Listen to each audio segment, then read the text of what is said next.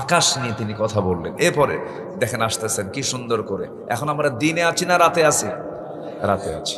আল্লাহ রাব্বুল আলামিন বলেন, وهو الذي جعل الليل والنهار خلفة لمن أراد أن يذكر أو أراد شكورا।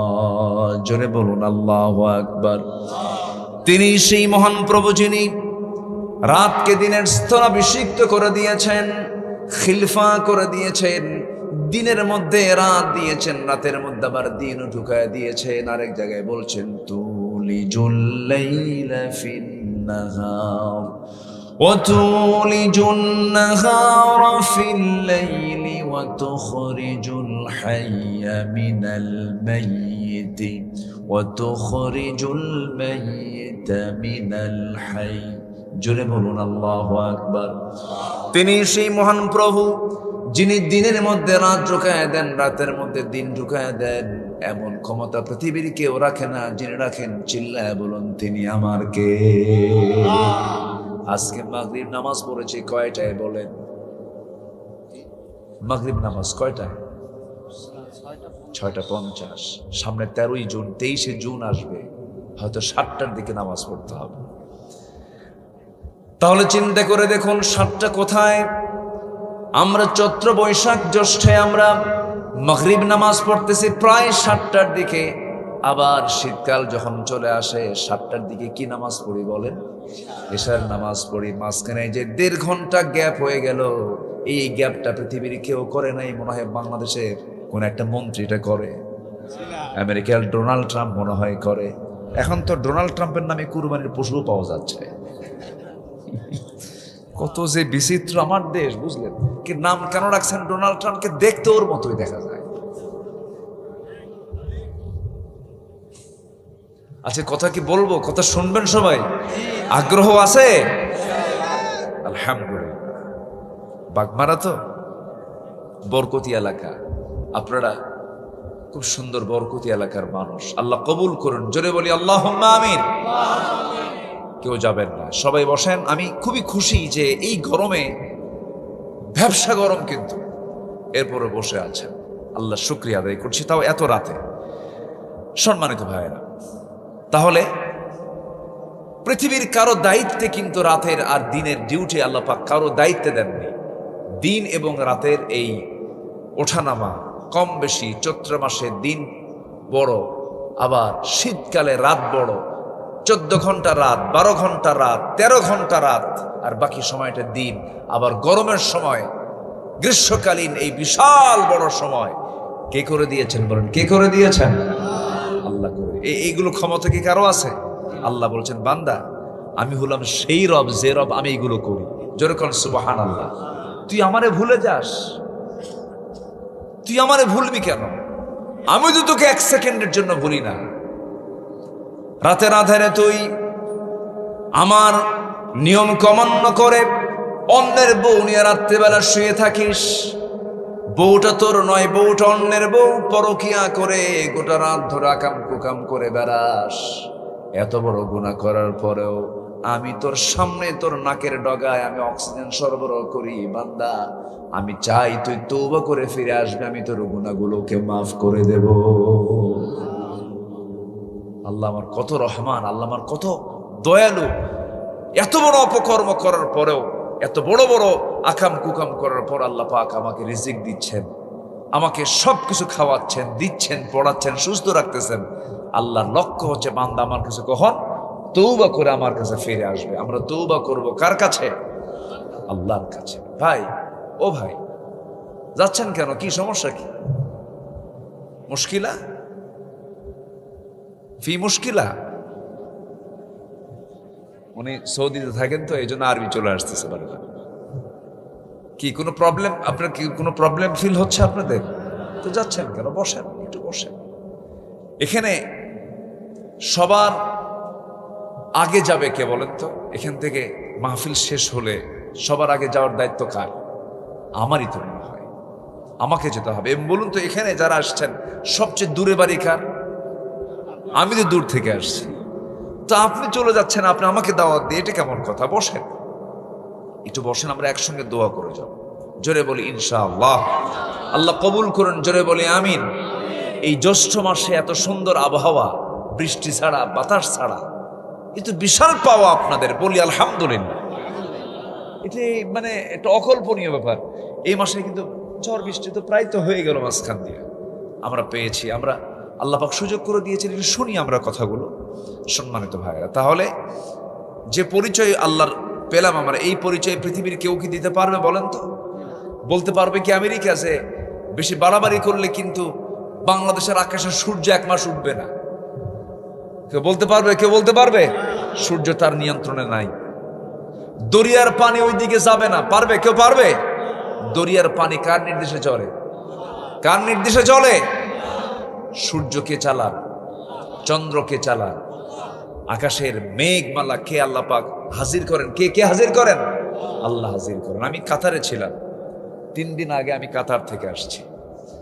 মিডল ইস্টের একটা ধনাঢ্য একটা দেশ, ওয়ার্ল্ডের 1 নম্বর একসময় ধনী রাষ্ট্রের তালিকায় থাকা একটা দেশ কাতার। ছোট্ট, আমার মনে হয় বাগমারা আর রাজশাহী, মানে বাগমারা এর পাশাপাশি হয়তো মান্দা টান্দা মিলে হয়তো এতটুকুন এরিয়া মিলে একটা দেশ কাতার। অনেক সমৃদ্ধ, তেল এবং সোনায় সমৃদ্ধ একটা দেশ কাতার। তো কাতার থেকে আমি যখন দেশের দিকে ফিরছিলাম, দেখি আকাশে প্রচুর মেঘ জমা। তো ভাবলাম, আল্লাহ এগুলো তুমি ঝুলায় রাখছো, যদি ফেলে দাও তাহলে কি হবে? ভাবলাম তাহলে আকাশের এই মেঘের কি ওজন আছে নাকি? আমি চিন্তা করতে করতে দেখি আল্লাহ পাকের একটা সূরার একটা আয়াত, আল্লাহ পাক বলেছেন, হুয়াল্লাযী ইউরীকুমুল বারকা খাওফান ওয়া তামআন ওয়া ইউনশিস সাহাবাস সিকাল। আল্লাহ তাআলা আকাশে যে ওই কি বলে মেঘমালাগুলো রেখেছেন, এগুলোকে আল্লাহ পাক ওজন করেছেন, ওজনওয়ালা করেছেন। লক্ষ লক্ষ মেট্রিক টন ওজন এক একটা মেঘমালা। কেউ তো সুবহানাল্লাহ বলবেন না? আচ্ছা, এগুলোকে আল্লাহ পাক কি ফেলে দিয়েছেন না ধরে রেখেছেন? কার ক্ষমতা? যদি ছেড়ে দিতেন, বলেন তো, পৃথিবীতে কোনো বিল্ডিং কেউ বানাতো কি? কোন দিন উপর থেকে পড়ে খামাখা করে লাভটা কি?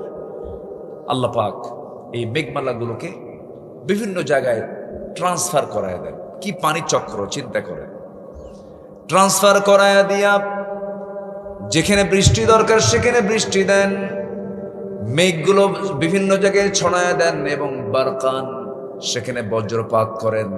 এই যে মেঘের যে গর্জনগুলো হয়, আধুনিক সায়েন্স বলতেছে প্রতিটা মেঘের গর্জনে এই জমিনে লক্ষ লক্ষ মেট্রিক টন ইউরিয়ার কাজ আদায় হয়ে যায়। মেঘের গর্জনে মাটির উর্বরতা শক্তি ডাবল ডাবল হয়ে যায়। আল্লাহু আকবার বলেন। তাহলে এই মেঘের গর্জনের দরকার আছে না নাই? বৃষ্টির দরকার আছে না নাই? দুনিয়া চালান কে?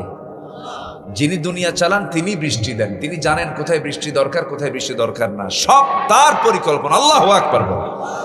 বান্দা কি করে? বান্দা তো কিছুই করে না। বান্দা খালি আল্লাহর বিরুদ্ধে কথা করে। বান্দা কিছু না পারলেও কুফরি করে। ইন্নাল ইনসানা লাকাফুর, নিঃসন্দেহে বান্দা হলো অকৃতজ্ঞ। বান্দা ভুলে যায়, বান্দা আল্লাহর দয়াকে অস্বীকার করে ফেলে কোনো কোনো সময়।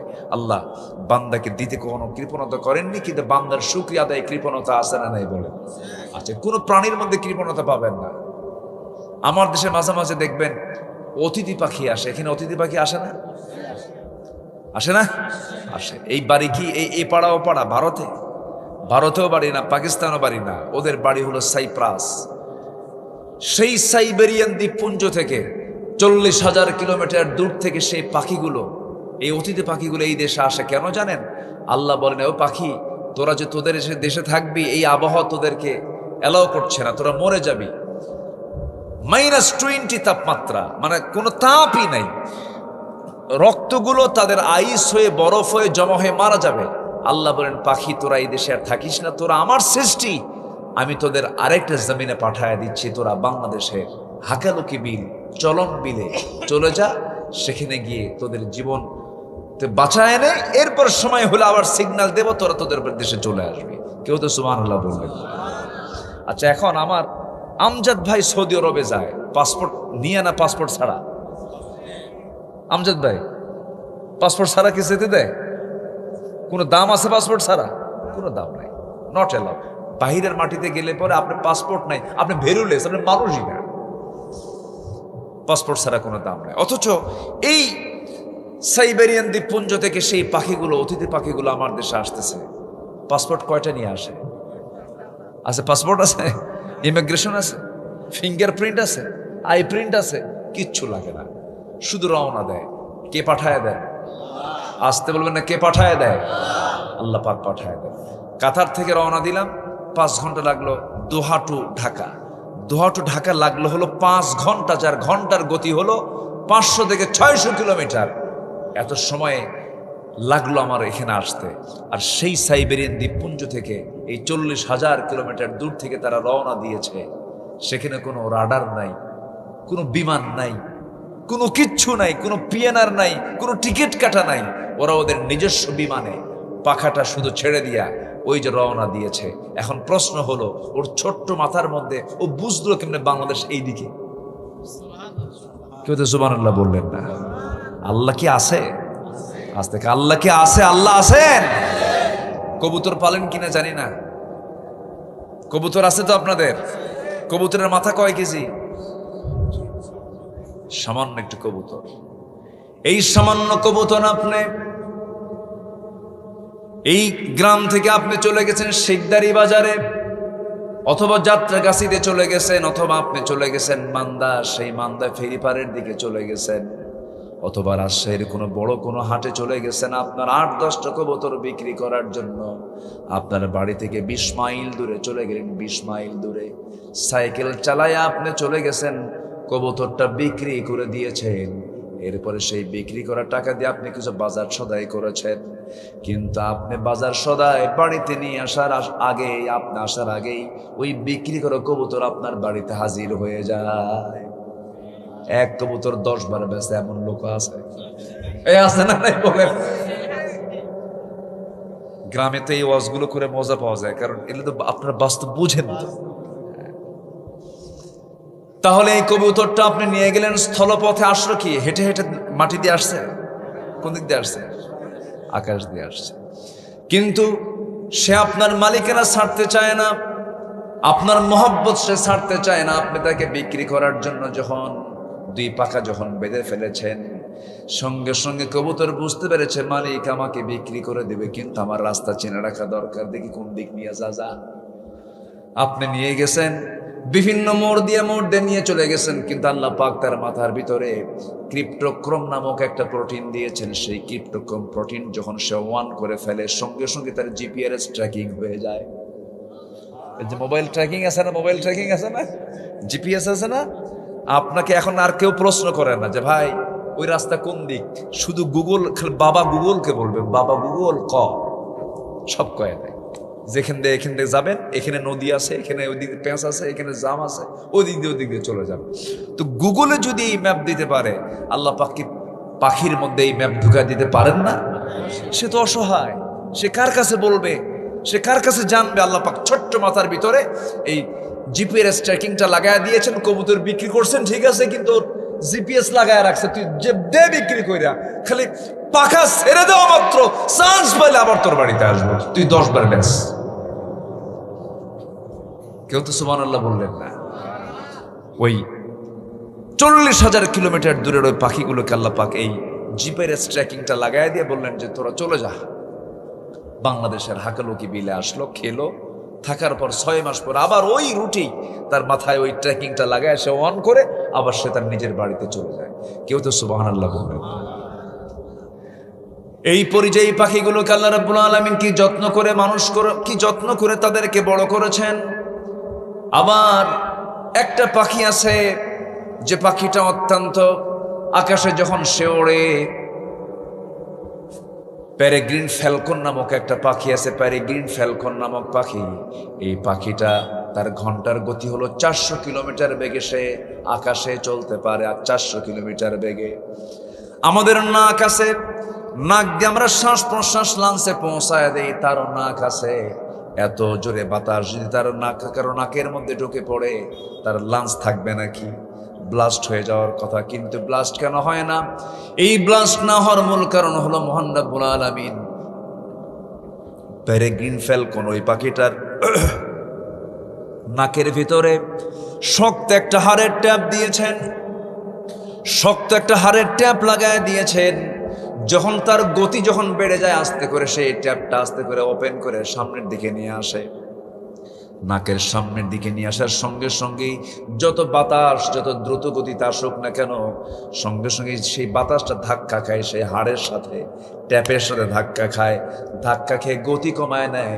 এরপর সে তার বাতাসটা তার নাকের মধ্যে ঢুকায় নেয়। জোরে কোন সুবহানাল্লাহ। আজকের বিমানে এই পেরেগ্রিন ফ্যালকনের এই প্রযুক্তি আজকের বিমানের মধ্যে ঢুকানো হয়েছে। আওয়ালাম ইয়ারা ইলা তাইরি ফাওকাহুম সাফাতিন ওয়া ইয়াকবিদিন, তারা কি এই পাখিটার দিকে তাকায় না? আমি আল্লাহ তাআলা পাখিকে কত সুন্দর করে বানিয়েছি। ওয়া আরসালা আলাইহিম তায়রা আবাবিল। বলেন তো পাখি আগে না বিমান আগে?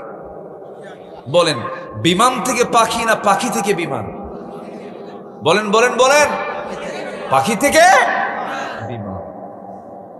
আজকে যত দ্রুত যত উন্নত প্রযুক্তির বিমান সব কোনো না কোনো পাখিকে রিসার্চ করে এই পাখিগুলো এই বিমানগুলো এসেছে। বলি আল্লাহু আকবার। বলে আমরা যা কিছু দেখছি সব আল্লাহর সৃষ্টি নিয়ে নাড়াচাড়া করা, সব আল্লাহরই। সব সব কার? আসলে সব কার? বলেন সব কার?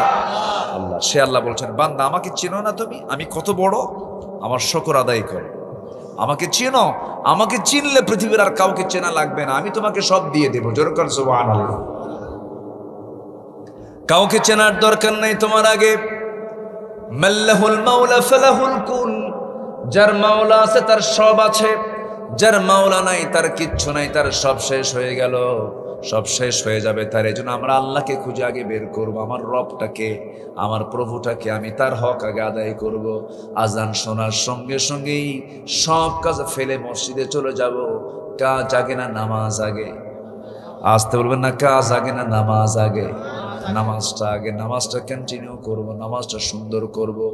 এক লাইনে শুধু একটা কথা বলবো, যার নামাজটা যত সুন্দর হবে তার ইমানটা তত সুন্দর হয়ে যাবে।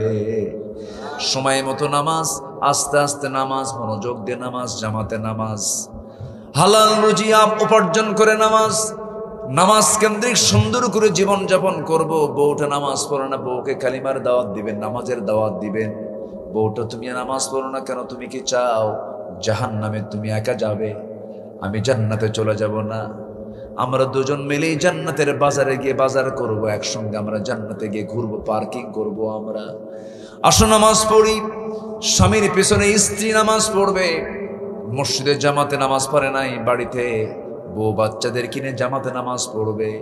যেদিন আপনি আপনার বাড়িটাকে নামাজ দিয়ে সাজাতে পারবেন, আল্লাহর কসম করে বলি ওই পরিবারটা হয়ে যাবে জান্নাতের টুকরা। নামাজ নাই জাহান্নাম, নামাজ নাই কি দুনিয়াটাই তোর জন্য জাহান্নাম হয়ে যাবে যদি তুই নামাজ না পড়িস। কার কথা? আল্লাহর কথা। আজকে বাড়িতে বাড়িতে নামাজ নাই, কিন্তু নামাজ না থাকলেও ভারতীয় সিরিয়ালের অভাব নাই। এই মজলিস ঠিকই বসে এবং এই জলসা ঠিকই বসে। ওই মিডিয়ার নামই টি স্টার জলসা। এটাও জলসা, ওটাও জলসা। কি আমি কি ভুল বলতেছি নাকি? এটাও জলসা, ওটাও জলসা, স্টার জলসা। শুধু এটা ইসলামী জলসা, ওটা যে স্টার চতুর্দিকের জলসা, সব চলে। এগুলো করা যাবে না। মুরব্বী কষ্ট হচ্ছে, হ্যাঁ গাড়ি রেখে আসছেন, কষ্ট হচ্ছে না? ঠিক আছে, আপনাদের ভিতরে ধৈর্য আছে। বাগবানা মানুষ তো সারাটা তো শোনে না, এটা অভ্যাস তো আছে। মাশাআল্লাহ, বলি আলহামদুলিল্লাহ বলেন। আচ্ছা, তাহলে সম্মানিত ভাইয়েরা বলেন তো, কাজ আগে না নামাজ আগে? বলেন কাজ আগে না নামাজ আগে? বাজার আগে না নামাজ আগে? নামাজ আগে। এক সাহাবীর বাড়িতে 3 মাস বাজার নাই। কয় মাস? আচ্ছা বলেন তো, যে বাড়িতে 3 মাস বাজার নাই সেই বাড়ির বউ তার স্বামীকে কি মনে করতে পারে? কি হতে পারে বলেন তো? কি ঝামেলা হবে? আপনার বাড়ির দিকে একটু চিন্তা করে বলেন, 3 মাস বাজার নাই, বউটা কিরকম থাকতে পারে বলেন? ঝামেলা হবে? হতে পারে কিনা বলেন? হতে পারে। 3 মাস বাজার নাই, খুব কষ্টে থাকা সাহাবী। স্ত্রী বলতেছে, আমার স্বামী 3 মাস বাজার নাই, তো আপনার পকেট থেকে আমি কয়েক পয়সা করে করে করে করে জমা করে কিছু অর্থ আমি জুগিয়েছি, আজকে বাচ্চাদের নিয়ে একটু পেট ভরে কিছু খাবার খাবো, আপনি বাজার করে আনেন। ওনার হাতে বাজারের ব্যাগ দিয়েছেন, সে ব্যাগটা নিয়ে উনি বাজার করতে যাবেন, আজান হয়ে গেছে। এখন বলেন তো বাজার আগে না নামাজ আগে? উনি বাজারের ব্যাগটা গোটায় নিয়ে মসজিদের মধ্যে ঢুকে গেছে, নামাজে দাঁড়ায় গেছে। আমার নবীজি হচ্ছেন ইমাম। নামাজ শেষ করার পর আমার নবীজি বয়ানে বসে গেলেন। বয়ান ছেড়ে তো আসা সম্ভব নয়, বের হতে পারলেন না। আসর হয়ে গেল, আসর নামাজ পড়লেন তিনি, আবার তিনি বয়ানে শুরু করেছেন, সময় পেলেন না, মাগরিব হয়ে গেল।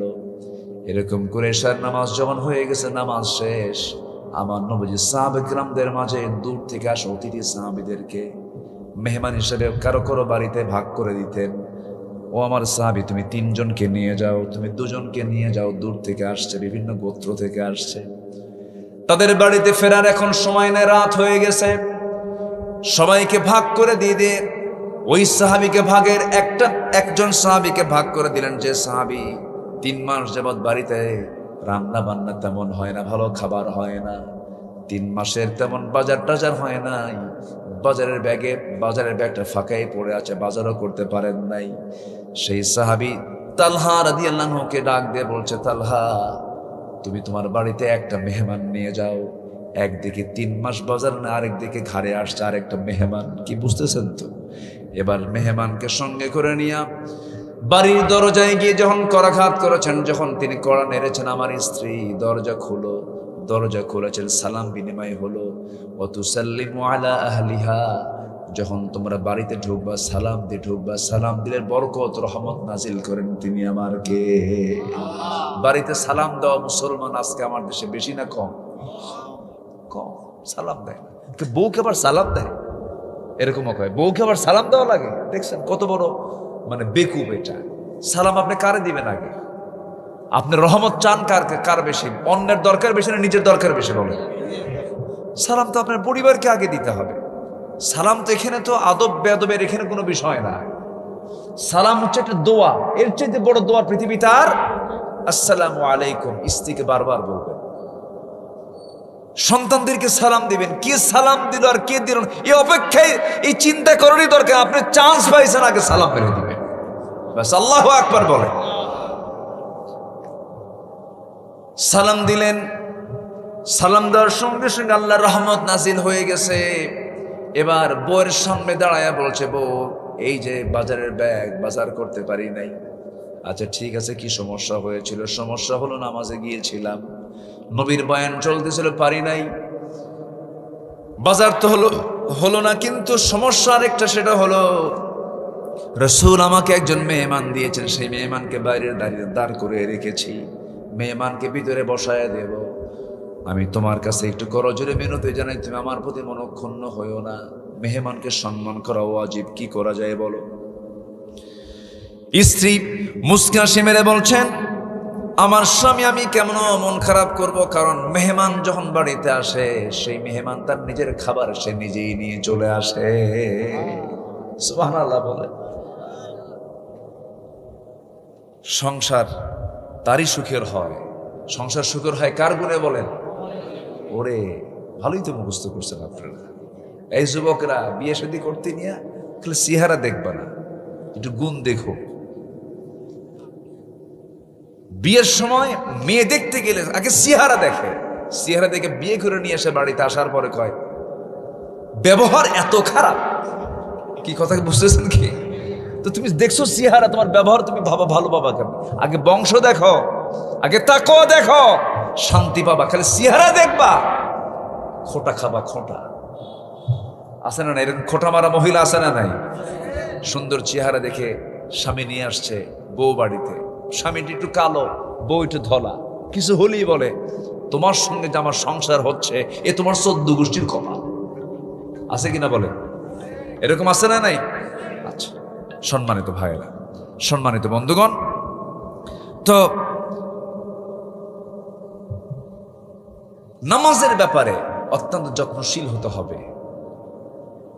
ইসলামকে অত্যন্ত যত্নের সঙ্গে গ্রহণ করতে হবে। এই প্রসঙ্গটা নিয়ে আসার কারণ হচ্ছে, দেখেন নামাজকে কি গুরুত্ব দিলেন, যে 3 মাস বাজার নাই, বাজারের দিকে খেয়ালই নাই, নামাজ নামাজ নামাজ। এবার ভিতরে ঢুকেছেন বাড়িতে, খাবার নাই, বাজার নাই, কিচ্ছু নাই। এবার বউ বলতেছে যে বাড়িতে মেহমান আসে, মেহমান তার নিজের রিজিক নিয়ে আসে, কোনো টেনশন করেন না। স্ত্রী তার স্বামীকে উৎসাহ দিচ্ছে, কিন্তু কিছুক্ষণ পর স্বামী বলে, দিলা তো ঠিকই, অনেক সুন্দর বয়ান দিলা, খাওয়াবো কি কম। এখন স্ত্রী বলছে, আমার স্বামী শোনেন, ওই যে একটা তুষের বস্তা দেখা যায়, তুষ বুঝেন তো নাকি, তুষের বস্তা দেখা যায়, ওই তুষের বস্তা আপনি আমার সামনে পেড়ে দেন। সেই জবের তুষ বস্তা যখন তার সামনে দেওয়া হলো, তিনি চালনাতে চালতে চালতে চালতে চালতে মোটে সামান্য কিছু জবের কিছু দানা খুদ বের হলো। সেই জবের খুদগুলো তিনি করলেন কি, পিসদানিতে পিষে পিষে খামির বানালেন, আটা বানায় এটাকে সুন্দর করে দুটা মোটে দুটা রুটি হলো। এই দুইটা রুটি সুন্দর করে বানায় দিয়ে বললেন, আমার স্বামী মেহমানকে এই খাবারটা দিয়া চট করে চলে আসেন। আপনি যদি ভিতরে থেকে যান, আপনাকে একটা রুটি খেতে হবে, মেহমানের পেটটা পড়বে না। আপনি তাড়াতাড়ি রুম থেকে বের হয়ে আসবেন, আমাদের ঘরের লাইটটা বন্ধ করে দিলে পরে ভাববে আমরা খাবার খেয়ে নিয়েছি। মেহমানকে দুইটা রুটি দিয়া পাশের ঘরে এসে বাতি বন্ধ করে দিয়া শূন্য পেটে না খায় দুইজন শুয়ে পড়েছেন। ফজর যখন হয়ে গেছে, মসজিদে নববী থেকে আজান চলে আসতেছে, মেহমানকে সঙ্গে করে মসজিদের দিকে চলে গেলেন। সবার নামাজ শেষ হয়ে গেল, সবাই চলে যাচ্ছে। পিছন থেকে রাসূল বলছেন, তালহা কই যাও, কিছু কথা আছে। এবার তিনি কেঁদে কেঁদে বলছেন, ইয়া রাসূলুল্লাহ, আপনার দেওয়া মেহমানের হক আমি আদায় করতে পারিনি, আপনি আমারে মাফ করে দেন। রাসূল বলছেন, না রে তালহা, উল্টা বলো কেন? গত রাত্রিতে তুমি এবং তোমার স্ত্রী যে পরিমাণ মেহমানদারি করেছো, তোমাদের জীবনের শ্রেষ্ঠ আমল গত রাত্রে হয়ে গেছে। জোরে কর সুবহানাল্লাহ। তাহলে মেহমান দেখলে আমরা পালাবো না হক আদায় করব? মেহমান দেখলে বেজার হব না খুশি হব? খুশি হব। যার বাড়িতে মেহমান বেশি, তার বাড়ির হাড়ি কোনোদিন ফাঁকা থাকবে না, সে কখনো না খায়া থাকবে না। মেহমান পাওয়া মানে হচ্ছে আপনার বাড়িটা বরকত দিয়ে ভরে যাওয়া। আল্লাহু আকবার বলেন। আপনি কি জানেন সবচেয়ে শ্রেষ্ঠ কাজ কি? সবচেয়ে শ্রেষ্ঠ কাজ হলো সালাম দেওয়া আর খাওয়ানো। সালাম দেওয়ার কি? ক্বালা তুতঈমুত তুআম ওয়া তুকরিউস সালাম আলা মান আরাফতা ওয়া মান লাম তারিফ। সবচেয়ে শ্রেষ্ঠ কাজ হলো সালাম দেওয়া আর একে অপরকে খাওয়ানো। বেশি করে খাওয়াও। ওয়া তুতঈমুত তুআম ওয়া তুকরিউস সালাম আলা মান আরাফতা ওয়া মান লাম তারিফ। মেহমান পেলেই কিছু কিছু লোক এমন ভয় পায়, কয় ইন্না লিল্লাহি ওয়া ইন্না ইলাইহি রাজিউন। আছে না নাই বলেন? এটা করা যাবে না, বরঞ্চ আপনি বরকত শূন্য হয়ে যাবে। তাহলে এই নামাজকে আমরা কন্টিনিউ করবো ইনশাআল্লাহ। কয় ওয়াক্ত নামাজ বলেন? 5 ওয়াক্ত নামাজ। আমরা একা পড়বো না জামাতে পড়বো? কোন নামাজের গুরুত্ব বেশি বলেন? বলেন কোন নামাজের? কেউ কেউ বলেছেন সলাতুল ওয়ুস্তা বলতে আসরকে বোঝানো হয়েছে, আবার কেউ বলেছেন ফজরকে বোঝানো। তবে আকিমিস সালাতা লিদুলুকিশ শামসি ইলা গাসাকিল লাইলি ওয়া কুরআনাল ফজর। ফজরের গুরুত্বটা সবচেয়ে বেশি। যে যার ফজরটা কন্টিনিউ হয় সে মুনাফিক হয় না। আল্লাহু আকবার বলেন। মুনাফিক জোহর আসর মাগরিব এশা পড়তে পারে, কিন্তু কোনটা পারে না? ফজরটা পারে। তাহলে মুনাফিক সাইন করার জন্য কোন নামাজ? কোন নামাজ? কোন নামাজ? ফজর নামাজ। মুনাফিক ফজর নামাজ পড়ে না, ইমানদার ফজর নামাজ পড়ে। এখন বলেন আপনার গ্রামে ফজর নামাজের মুসল্লি বেশি না কম? শুধু কম না অনেক কম? বলেন বলেন বলেন বলেন। ঝড়ের যদি ঝড় একবার হয়, একবার ধরেন 3টার দিকে ঝড় আসছে, ইমামও নাই মুয়াজ্জিনও নাই, কি কথা কি বুঝতেছেন? ইমামও নাই, এরকম চিত্র দেখিছে আমরা। গোটা গ্রাম ভরা মানুষ, প্রত্যেকটা ঘরে ঘরে মানুষ, প্রত্যেকটা ঘরে 10 জন 12 জন করে মানুষ। একটা গ্রাম 400 ঘর, প্রত্যেকটা ঘরে 10 জন করে মানুষ হলে পরে 400 ঘর কত হয়? হ্যাঁ বলেন। 4000 মানুষ হয়ে যাচ্ছে 400 ঘরে। অথচ মসজিদে দেখা যায় মোটে 3 জন, মোটে 5 জন মুসল্লি, 5 বুড়া, এর মধ্যে 2 জন হলো স্টাফ, ইমাম আর মুয়াজ্জিন। 3 বুড়া মানুষ নামাজে আসছে, 80 পার হয়ে গেছে। বলা হলো চাচা নামাজে আসছেন কেন? কে বাবা বুড়ি মরে গেছে, বুড়ি থাকলে আমরা আসতাম না। কি কথা কি বুঝতেছেন আপনারা? এই হলো মসজিদের চিত্রগুলো। গ্রামের মসজিদের মুসল্লি নাই, খুঁজে পাওয়া যায় না। শহরে কিছু মুসল্লি পাওয়া যায়, শহরে কিছু মুসল্লি আসে, ওরা সুদও খায়, নামাজও পড়ে, আসে কিছু। কিন্তু গ্রামের মানুষগুলো এত সাদা মাঠা মানুষ, খুব ভালো মানুষ, কিন্তু মসজিদে মুসল্লি খুঁজে পাওয়া যায় না। তাহলে কি আপনার গ্রামকে, আপনারা কি চান মসজিদটা মুসল্লিতে ভরে যাক? সবাইকে আপনারা চান? সবাইকে আপনারা চান? তাহলে শ্রীপুর, আমার আমজাদ ভাই বলেছেন, শ্রী মানে হলো সুন্দর, পুর মানে হলো কি নগর, অর্থাৎ সুন্দরের নগর হচ্ছে এই গ্রাম। এই সুন্দর তখনই হবে যখন এই শ্রীপুরের মসজিদ যখন ফজর নামাজ দিয়ে মুসল্লিতে ভরে যাবে। সবাই কি নামাজ পড়তে রাজি আছেন তো ইনশাআল্লাহ? বিশেষ করে কোন নামাজ বলেন? ফজর নামাজ। ফজর নামাজের আগ দিয়ে শয়তান চলে আসে ওয়াসওয়াসা দেবার জন্য। প্রত্যেক বান্দার শিয়রে বসে বলে, আলাইকা লাইলুন তফিল, আলাইকা লাইলুন তফিল, তোমার রাত বড় লম্বা, ঘুমাও ঘুমাও। এরকম করে বারবার তার হাত শিওরে এসে মাথার মধ্যে তার নখটা ঢুকায় দেয়, বলে ঘুমাও ঘুমাও। শয়তান সেই সময় 3টা গিট মেরে চলে যায়। রাসূল বলেন, সেই 3টা গিট যদি তোমরা ছুটাতে চাও, 3টা আমল করবে। আজান শোনার সঙ্গে সঙ্গে বিছানা থেকে নিজের পিঠটা সরায় নিবা, 1 নাম্বার গিট ছুটে চলে যাবে। ওযু বানায় নিবা, 2 নাম্বার গিট ছুটে চলে যাবে। নাম্বার 3 হলো মসজিদে রওনা দিয়ে নামাজে মসজিদে সুন্দর করে হাজির হয়ে ফরজ নামাজটা শেষ করার সঙ্গে সঙ্গে 3 নাম্বার গিট ছুটে চলে যাবে। একটা দিন টোটাল পরিপূর্ণ সময় শয়তান তোমার ধারে পাশে আসার সাহস পাবে না। শয়তান ছুটানোর ঔষধ হলো কোন নামাজ? বলেন কোন নামাজ? কোন নামাজ?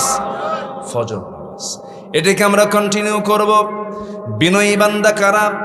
বিনয়ী বান্দা তো নামাজি হবে, বিনয়ী বান্দা তো রোজাদার হবে, বিনয়ী বান্দা তো আল্লাহর পথে খরচ করবে। আল্লাহ রাব্বুল আলামিন বলেন, ওয়া ইবাদুর রাহমানিল্লাযীনা ইয়ামশুনা আলাল আরদি হাওনা ওয়া ইযা খাতাবাহুমুল জাহিলুনা ক্বালু সালামা والذين يبيتون لربهم سجدا وقياما والذين يقولون ربنا اصرف عنا عذاب جهنم إن عذابها كان غراما إنها ساءت مستقرا ومقاما জোরে বলুন আল্লাহু আকবার।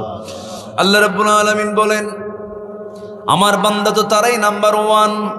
আল্লাহ পাক বিনয়ী বান্দাদের 17টা কাজের কথা বলেছেন। প্রকৃত বান্দাগুলো কারা? যাদের মধ্যে 17টা কাজ থাকবে। 17টা কাজের আল্লাহ পাক এখানে নির্দেশনা দিয়েছেন। নাম্বার 1 হলো যারা জমিনে বিনয়ী হয়ে চলবে। অহংকার না বিনয়? বলেন, বান্দার কাজ হবে কি? অহংকারী হওয়া না বিনয়ী হওয়া? আমরা কি হব বলেন? বিনয়ী হব। এক জায়গায় না সব জায়গায়?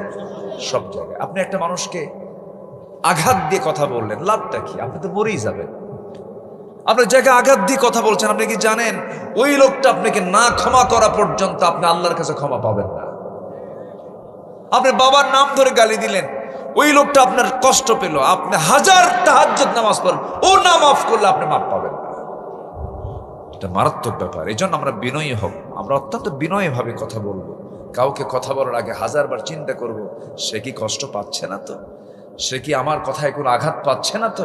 এই চিন্তা মাথায় নেই। এই চিন্তা যাদের মধ্যে থাকে তারাই বিনয়ী হয়। তারা কি হয়? বিনয়ী। আমার নবীর কথায় কেউ কি কোনোদিন আঘাত পেয়েছিল? বলেন, কেউ কি আঘাত পেয়েছিল? ব্যক্তিগত জীবনে কোনো কাফেররাও আঘাত পায় নাই। আমার নবীর আচরণে কোনো কাফেররাও ব্যক্তিগত জীবনে আঘাত পায় না।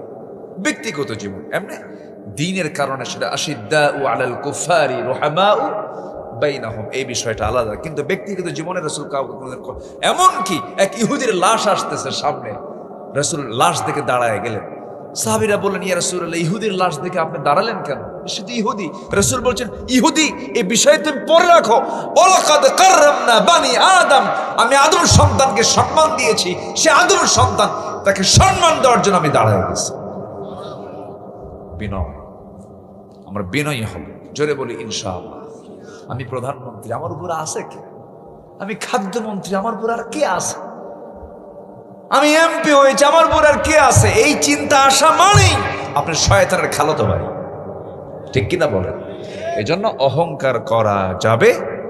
আল্লাহ অহংকার চান না বিনয় চান? বিনয়, এটা হচ্ছে 1 নাম্বার। আমরা আল্লাহর যদি প্রিয় বান্দা হতে চাই 17টা গুণ আমরা আজকে শিখে যাব, 17টা কাজ আমরা শিখে যাব। এর মধ্যে 1 নাম্বার হলো আমরা বিনয়ী হব। জোরে বলি ইনশাআল্লাহ। কি হবে বলেন? বিনয়। আমার কথায় স্ত্রীও কষ্ট পাবে না, আমার কথায় স্ত্রীও, দূরের লোক তো দূরেই থাক, আমার বাড়ির যে ঘরের লোক স্ত্রী, সেও কষ্ট পাবে না। আমি এমনভাবে কথা বলতে যাব না, আমি তাকে খোঁটা দিয়ে কথা বলবো না। এটা মাথায় রাখতে হবে। আমার দ্বারা আমার সন্তানও যেন আঘাত না পায়, সন্তানেরও উচিত আমার কথায় যেন আমার বাবা যেন আঘাত না পায়। মানুষের মানে লাঠির বাড়ি, তরবারের আঘাত মানুষ ভুলে যায়, কিন্তু কিসের আঘাত ভোলে না? কথার আঘাত কিন্তু মানুষ কখনো ভুলতে পারে না। এটা খুব অত্যন্ত, জিহবা মারাত্মক ভয়ঙ্কর জিনিস। এই জিহবা যার কন্ট্রোল আছে, অকুলু লিন্নাসি হুসনা, তোমরা যখন কথা বলো সুন্দর করে মানুষের সঙ্গে কথা বলো। কার হুকুম? আল্লাহ। নাম্বার 2 হলো যারা অজ্ঞ, যারা বোঝে না, যারা জাহেল, যারা তর্ক বিতর্ক ছাড়া কিছুই পারে না, তাদের সাথে তর্ক বিতর্ক না করে ওয়াইদা খাতাবাহুমুল জাহিলুনা ক্বালু সালামা, কোন তর্ক বিতর্ক না করে সালাম দিয়ে সেখান থেকে বিদায় হয়ে যাবা। কার কথা? আল্লাহর কথা। কারণ তর্ক বিতর্ক করতে করতে মারামারি লেগে যাবে, দরকার নাই। নাম্বার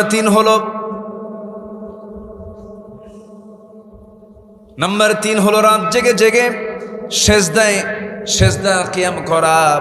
নাম্বার 4 হলো জাহান্নাম থেকে বাঁচার জন্য আকুতি করা। জাহান্নামটা শুধুমাত্র ভয়ঙ্কর নয়, মহাভয়ঙ্করের নাম জাহান্নাম, খুব ভয়ঙ্কর। জাহান্নামটা তো ভয়ঙ্কর যে জাহান্নামের বয়ানগুলো মহান রব্বুল আলামিন কোরআনে কারীমের বিভিন্ন জায়গায় বলে দিয়েছেন। এই জাহান্নামের খাদ্য কেমন হবে, জাহান্নামের পরিবেশ কেমন হবে।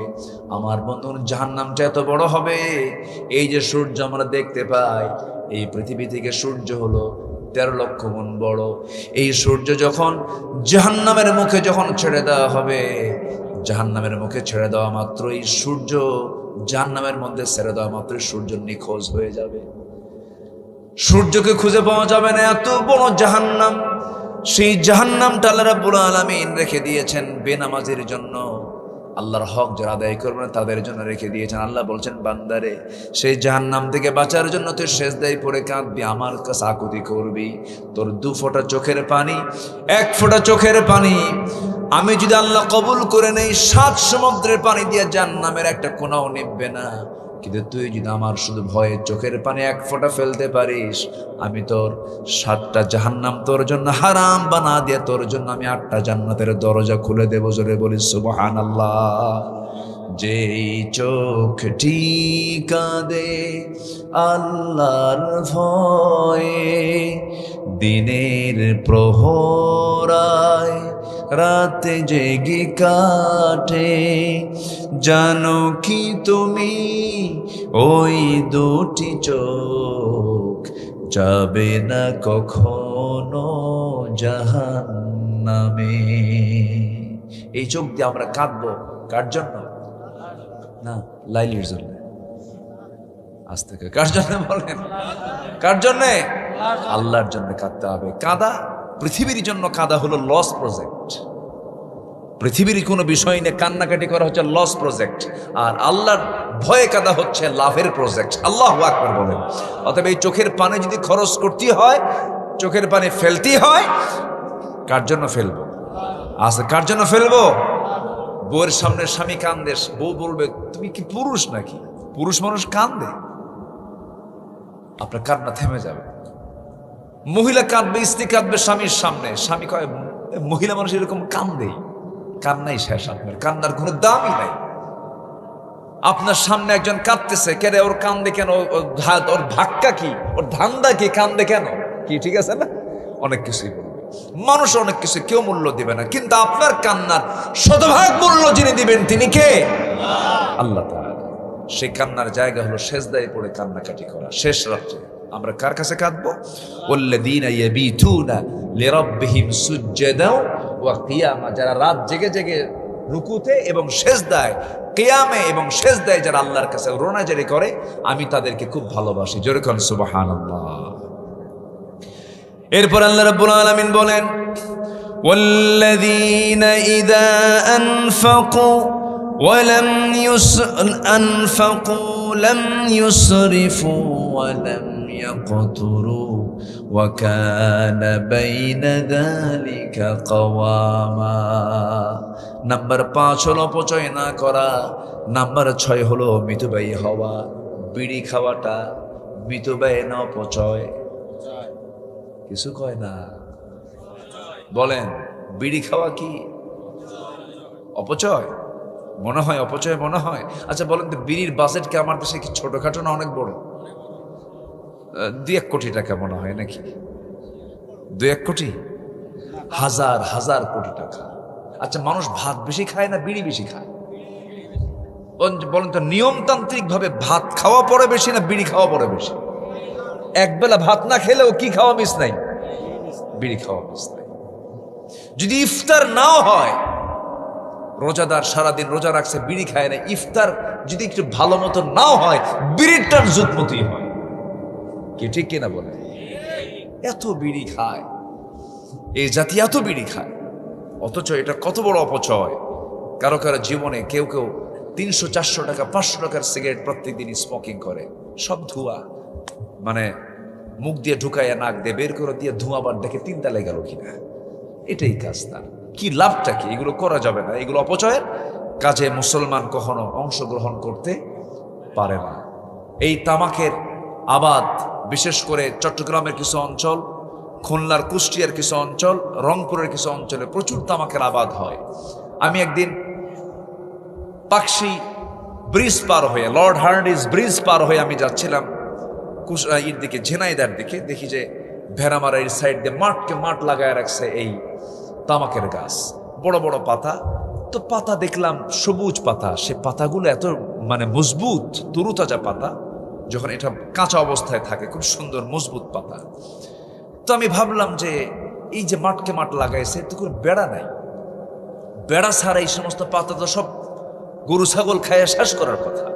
এক চাষিকে ডাক দিয়ে বললাম, ভাই এই যে আপনারা আবাদগুলো করছেন, আবাদগুলো অবহেলা রেখে দিয়েছেন, গরু ছাগল খায় না কুজুর, এই পাতা কুত্তাও খায় না।